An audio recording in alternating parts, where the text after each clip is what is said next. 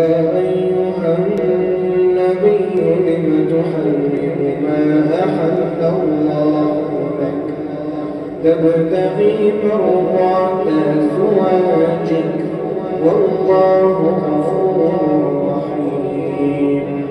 قد فرض الله لكم تحلة أيمانكم والله مولاكم وهو العليم الحكيم.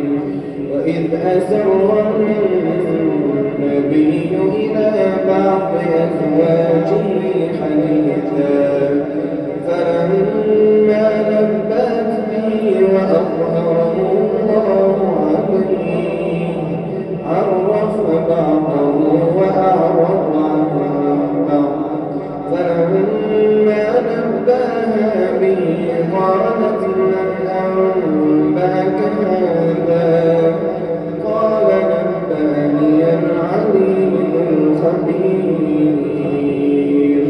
إن تتوبا إلى الله فقد صغت قلوبكما وإن تظاهرا عليه فإن الله هو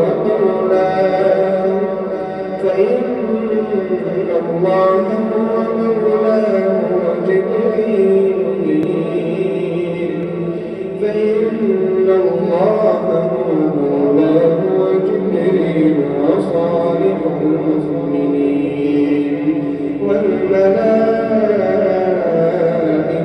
بعد ذلك ظهير. عسى ربه إن طلقكن أن يبدله أزواجا خيرا منكن مسلمات مؤمنات قانتات تائبات